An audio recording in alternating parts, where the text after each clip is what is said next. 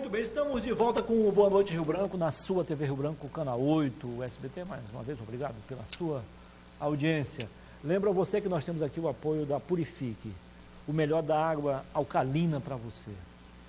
Você não pode nem deve continuar a consumir água suja, água contaminada, que pode causar várias doenças, inclusive levá-los à morte. Não pode. É uma campanha de esclarecimento. A Purifique é uma empresa que está no Brasil há mais de 15 anos, do Paraná para todo o Brasil e outros países aqui também da América. No Acre chegou há pouco mais de 5 anos através do meu amigo Assis, Francisco Assis, e funciona de segunda a sábado, das 7 da manhã às 6 da tarde, na rua Santa Inês, 184, em frente ao INCRA, no bairro Aviário. Tá? Temos também o apoio da Purifique, aliás, da Newflex. A Newflex representa aqui no Acre os colchões Confortimag, colchões magnéticos. Não basta ser Confortimag, tem que ser da marca magnética, porque são os melhores. Os melhores são 50 anos, a vida útil estimada em 50 anos, 15 anos de garantia. Então é muito mais que um colchão. É um aparelho magnético que vai lhe proporcionar muito mais saúde e qualidade de vida. Para você, claro, e toda a sua família, ok? E também no supermercado Araújo. Tem sempre uma loja do Araújo pertinho de você. E mesmo em tempos de crise, você ainda faz economia comprando no Araújo. E no Araújo Mix, que é uma empresa do mesmo grupo, você compra ainda mais barato. O Araújo Mix funciona na Nova Avenida Ceará, próximo à FIRB FAO. Ok?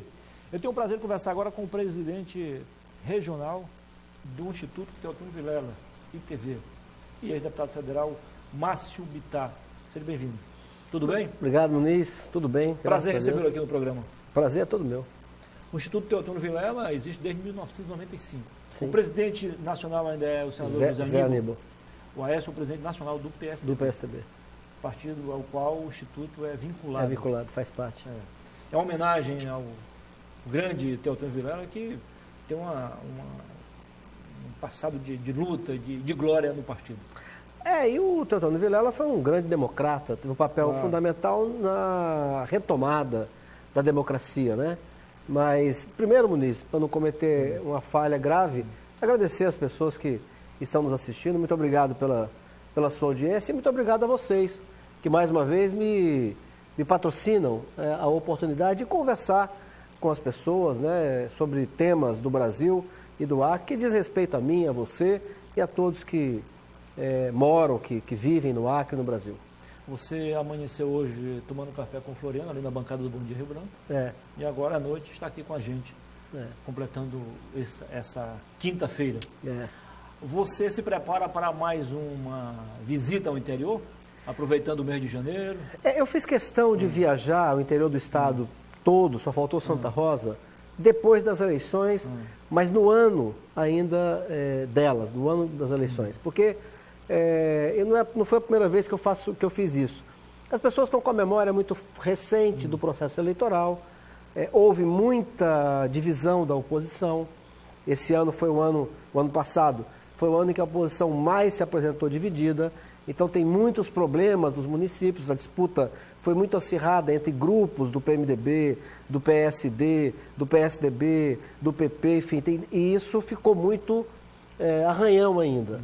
Então eu procurei fazer essa visita ainda enquanto isso está presente, para ouvir as pessoas, né, e dar a minha opinião, mas sempre no sentido de ajudar a apaziguar, né, a superar os problemas da campanha passada, pensando evidentemente no futuro. Um pouco aquela coisa do retrovisor, você olhar para trás, mas para procurar aprender com os seus erros, né, e consertar o caminho que deve ser sempre em frente. Eu vou fazer algumas visitas, mas em municípios mais perto aqui de Rio Branco. Mas como eu não sou mais parlamentar, né, eu não tenho mandato, isso tem algumas dificuldades, que você não tem a estrutura de um mandato, mas por outro lado você tem mais tempo, né, de andar, de percorrer, enfim, e vou fazer isso ao longo desse ano. Você, pelo fato de não ter mandato, não tem muito a oferecer, mas em compensação não tem cobrança também, né? Tem essa vantagem também. Né? É típico. Existe a solidariedade também das pessoas? Existe. É típico de quem está com mandato. A pessoa tem uma estrutura do mandato, mas evidentemente tem a responsabilidade de corresponder ao mandato, tem que dar satisfação pública do que está votando, por que está votando. Agora, por exemplo, a nossa bancada, eu disse isso logo quando oficializou a retirada da Dilma. Eu disse, olha, a bancada do Acre precisa compreender rapidamente que agora passou a ser governo, né? Você tem, por exemplo, o Rocha, que é o presidente do PSDB. Hoje ele é o vice-líder do Michel Temer. Então, o que o governo do Michel fizer de certo ou de errado, ele vai ser cobrado por isso. O Flaviano Melo nem se fala, que é do próprio PMDB. O Petecão e o Gladys são 2 senadores da República que também fazem parte da base do governo do Michel, fazem parte do governo. Então, a bancada como um todo, embora alguns partidos desses que eu citei já faziam parte do governo da Dilma, mas agora, mais do que nunca, há um novo governo, com um novo presidente da República, e principalmente quem tem mandato vai oferir os acertos, mas também vai ter o desgaste dos erros.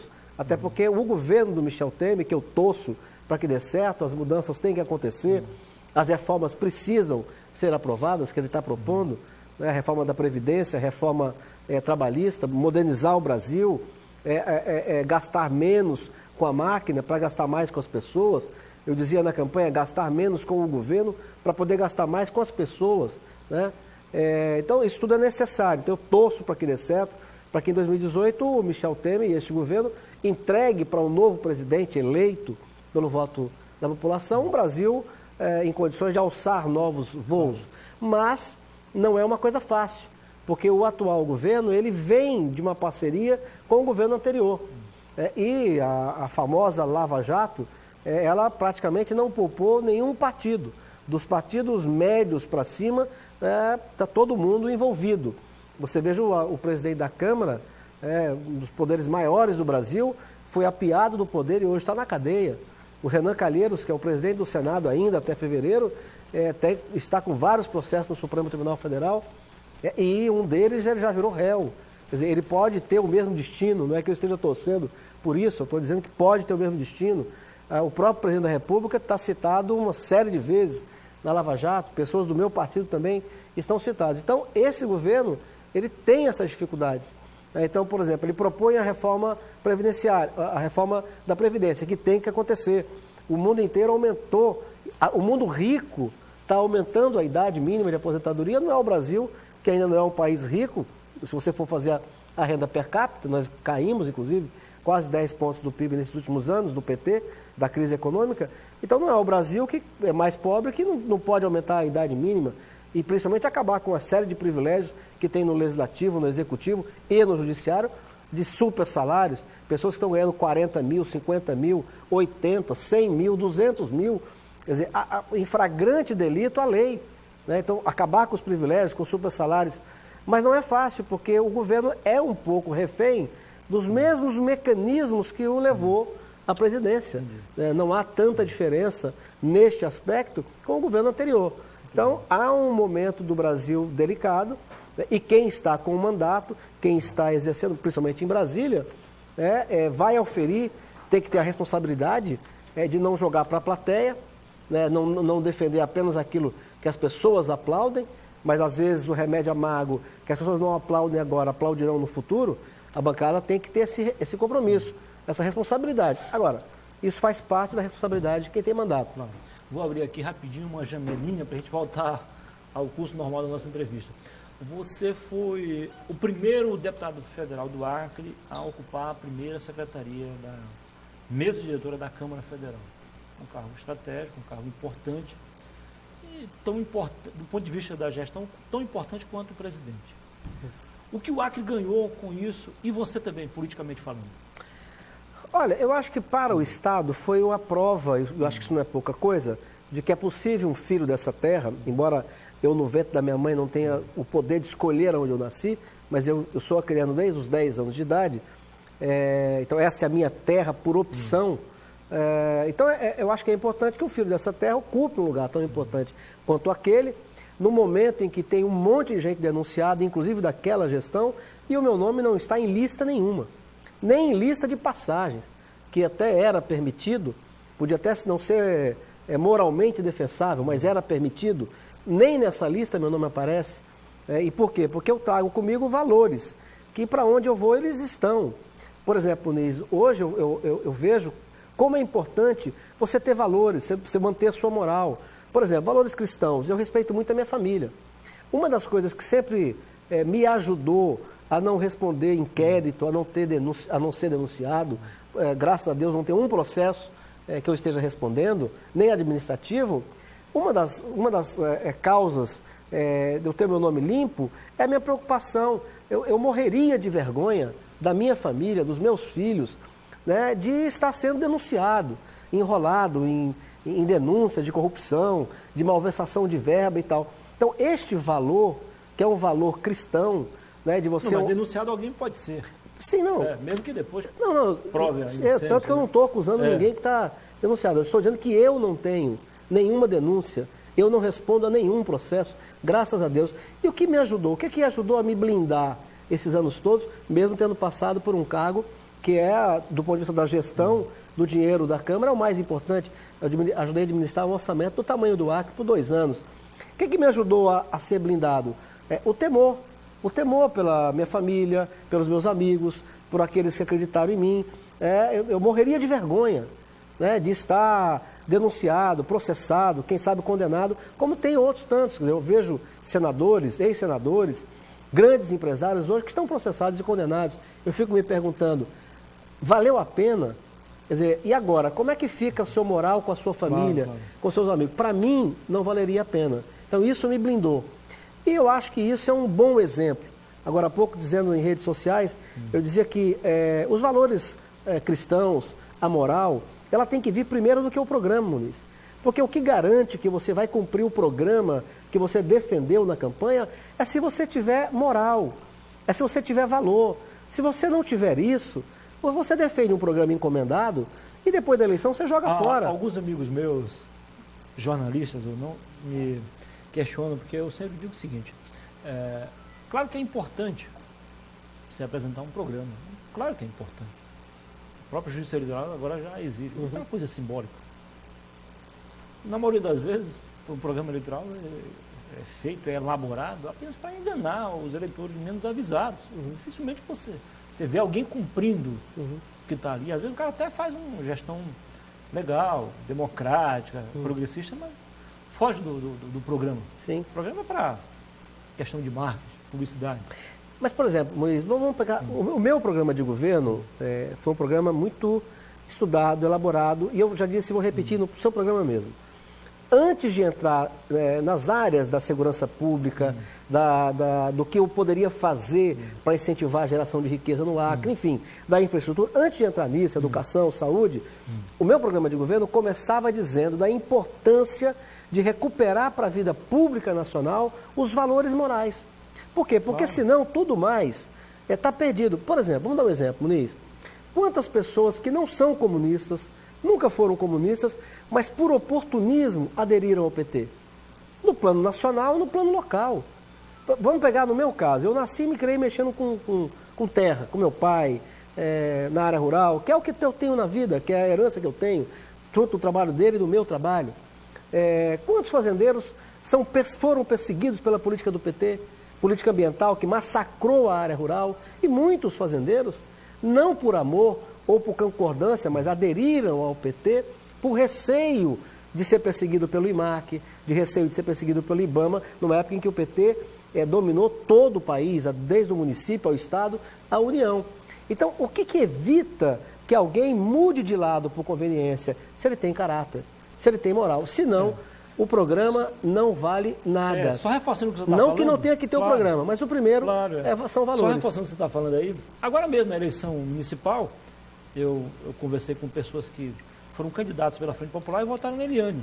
E conversei com pessoas que apoiaram a candidatura da Eliane, foram candidatos, e votaram no Marcos Alexandre. Quer dizer, o que se passa na cabeça dessas pessoas? E, afinal de contas, qual o conceito de ideologia que eles têm, de programa partidário? Nós vivemos hoje, Muniz... Isso é discutido. Nós vivemos hoje, o Brasil, e é a crise que mais me chama a atenção, uma gravíssima crise moral. E aí até um internauta disse, olha, mas essa questão é importante para todo ser humano. Sim, é importante para todo ser humano. Meu pai, que morreu aos 56 anos de idade, ele carregava valores cristãos com ele, que passou para mim, como, por exemplo, o amor ao trabalho, o fato de você perseguir o sustento da sua família, o seu sustento e da sua família com o suor do seu rosto. Hoje tem muita gente, isso é um valor cristão. Hoje tem muita gente que acha bacana, bonito ganhar muito dinheiro sem trabalhar. Alguém está fazendo por ele, né? Então, meu pai carregava isso. Então, é evidente que as pessoas, no seu dia a dia, têm que ter esses valores. Mas eu considero fundamental que o político, o juiz, a pessoa que ocupa cargos importantes, seja o espelho. A sociedade precisa de inspiração. E nesse momento em que ela vê a presidente sendo afastada por irregularidade, o presidente da República, o presidente da Câmara, ex-presidente, está na cadeia, o Zé Disseu, uma das figuras mais importantes, talvez menos do que o Lula, só no começo do governo Lula, está na cadeia. Quantos empreiteiros que dilapidaram o patrimônio público, milionários, com aviões, para baixo e para cima, hoje na cadeia. Então, nós estamos numa crise, para mim é que mais me chama a atenção, uma crise moral. Eu espero que deste parto, desses 2 anos de crise que o Brasil está passando, o país produza um filho novo. Que filho novo é esse? Um filho novo que vá para o Poder Judiciário, que vá para o Poder Executivo, que vá para o Poder Legislativo, se preocupando em manter a sua moral, a sua honra, a sua dignidade, e que na gestão pública prevaleça o interesse público, porque não existe dinheiro de governo. O que existe é dinheiro dos pagadores de impostos, como já dizia outras pessoas, como a Margaret Thatcher, na Inglaterra, que aliás arrumou aquele país, que ofere até hoje benefícios pela gestão que ela fez. Né? Administrações transparentes, que busquem o mérito, que você não monte equipe só porque é do seu partido, da sua carteira partidária, mas que seja o melhor da sua cidade, o melhor do seu estado, porque o que importa é que a gente saia do fosso que estamos. Muniz, estamos no fundo do fundo. Temos um espírito mais republicano. Republicano. Para encerrar nossa entrevista, Márcio, tudo que é bom dura pouco, como é que você se sente ao ouvir constantemente pessoas, adversárias ou não, até certo ponto neutras, afirmarem que a oposição não tem projeto, não tem programa? Isso é um mantra que o pessoal do governo repete, pessoas da oposição repetem isso, mas na verdade, quando você elabora um programa como nós fizemos em 2014, poucas pessoas leram. E ele foi oferecido fartamente, não apenas no programa eleitoral, na televisão, no rádio, mas poucas pessoas cobram isso. Quando você apresenta, muitas não leem, não estudam o que você escreveu, o que você trabalhou, o que você elaborou, fruto de muitas pesquisas, de vários tipos de pesquisas e tal, mas continuam dizendo a mesma coisa. Então é mais um mito, né? Na verdade, o programa de governo que o Acre precisa é um programa que preveja o crescimento econômico, portanto, o fim da paralisia econômica, né? O PT fracassou. Nós vamos completar 20 anos de PT. Começou com a florestania, que não virou em nada, nem árvore eles conseguiram plantar em Rio Branco. Rio Branco continua sendo uma cidade que não tem, que não é arborizada. A Marina teve tanto poder, junto com Jorge Viana, e não recuperaram o Igarapé São Francisco, uma obra. Quando mandaram em tudo, não conseguiram fazer isso. Portanto, fracassaram na florestania. E agora fracassam na nova visão do atual governador, que é uma visão de esquerda, em que o Estado se intromete na economia, o Estado empresário, e isso não funciona. O empresário é da iniciativa privada, é preciso respeitar o mercado, que eu repito, o mercado é muito mais justo do que o compadrio, que é aquilo que o sujeito faz, cresce, se for amigo do governo, se for amigo do dono, e o mérito, a eficiência ficam em segundo, terceiro plano. Então, é da livre iniciativa que nós precisamos. Então, o programa para o Acre é retomar a economia acriana, nos virarmos de frente para o Peru e com esse país que cresce mais do que o Brasil, produzirmos para vender, para comercializar, porque é só isso que vai gerar emprego e renda.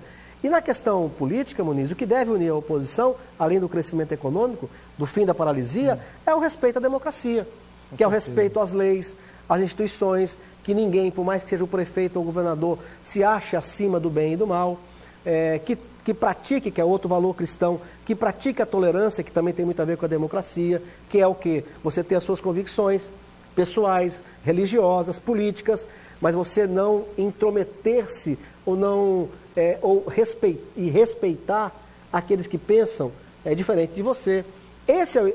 Isso, para mim, essas duas bandeiras, crescimento econômico e respeito à democracia, na minha opinião, é o que deve unir a oposição. Conversei aqui com o Márcio Bittar, presidente regional do Instituto Teoton Vilela, o ITV, e também membro da Executiva Nacional do PSDB. Foi um prazer. O Ney, o Sucesso. prazer foi meu, só para corrigir, Feliz eu ano sou novo. membro do Diretório Nacional. Eu falei qual o diretório? Você falou da Executiva. Não, Só para. tá. Eu sou membro do Diretório Nacional do PSDB. Diretório é uma coisa, executivo é outra. É Executivo é outra. um pouco mais... Eu te agradeço mais uma vez a oportunidade. Um abraço, boa noite a todos. Fiquem com Deus. Muito obrigado. Feliz ano novo. Para todos nós. O programa de hoje fica por aqui. A gente volta na próxima terça-feira, se Deus quiser. Então, todos uma ótima noite e bons sonhos. Valeu.